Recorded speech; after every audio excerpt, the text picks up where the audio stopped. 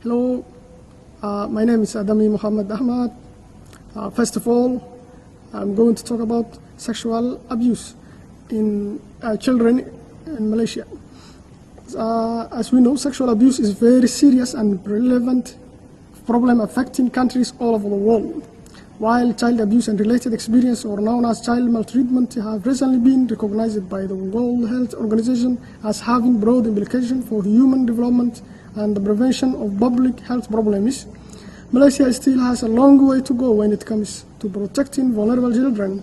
The most recent abuse case that shocked in the country was that after primary school teacher sentenced to 8 years in jail for raping, molesting, and sodomizing 8 female pupils, while federal government implemented many formal legal protection for children against sexual offenses. However, Malaysians have little faith laws that enforce to combat sexual violence against children.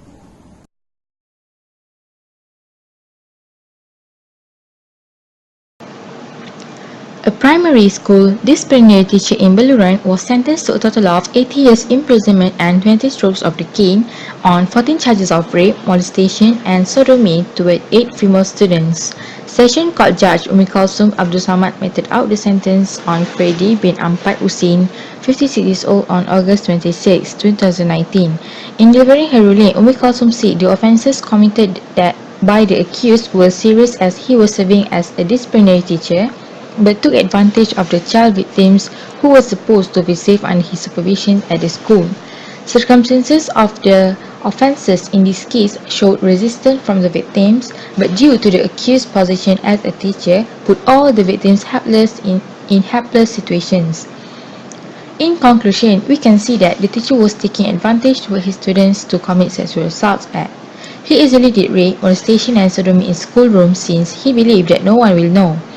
In this case, he was not only committed unethical action, but he also committed crimes towards his student. This kind of issue should not be happen if the teacher understands what will he face if he found guilty, and he also should be trained in the right way in order to stop him from doing nonsense toward his student. Lastly, as the effect of what he was done, Freddy will be sentenced with 80 years imprisonment and 20 strokes of the cane. Nowadays, we can see that news usually shown the topic about the sexual harassment. There is a lot of people who being unethical person, which being in the sexual harassment, such as a teacher, even a doctor, or even a priest. They all are being involved with the sexual harassment. So the effects of sexual harassment to the society, as we can see, the first one is about that they can produce a society that have a negative thinking. Negative thinking such as having stress, having depressed, or even anxiety.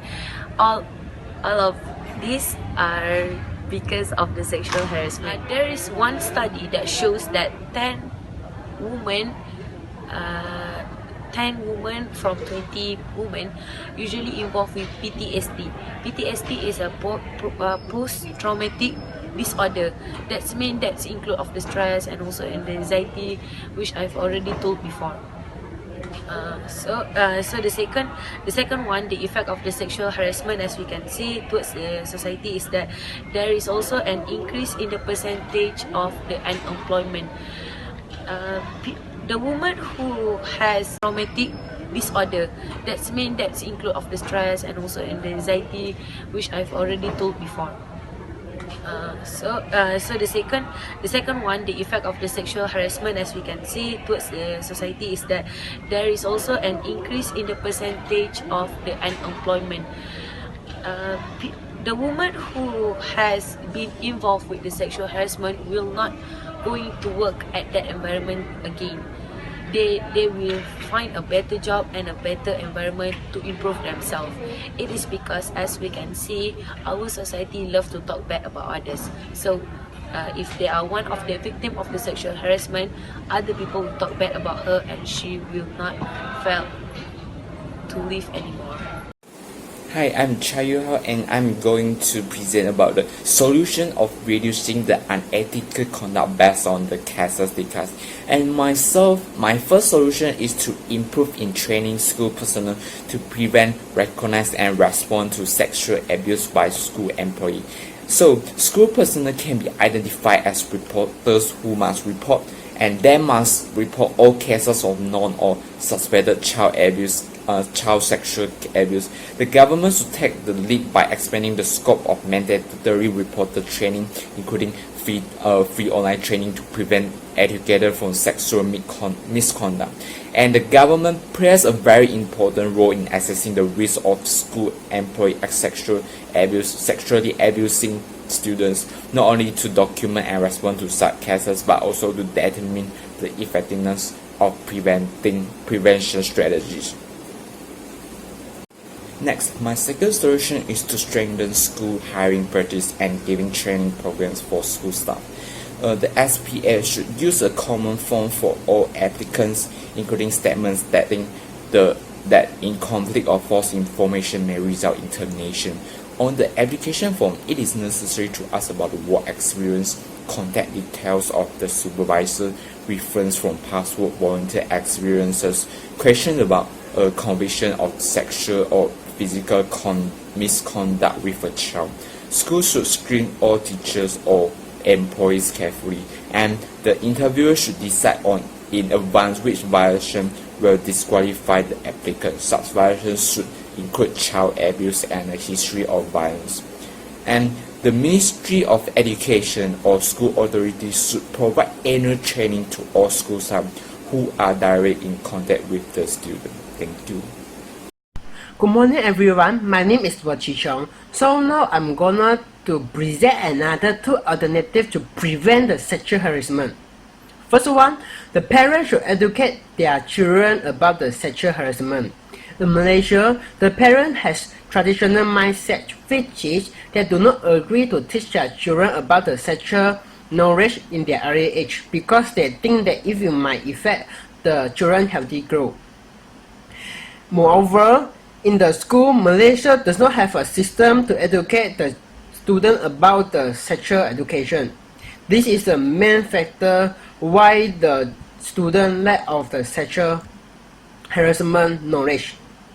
Because of this weakness, the irresponsible teacher use this weakness to force the student to having sex with them. So in this case, the parents are playing a very important role.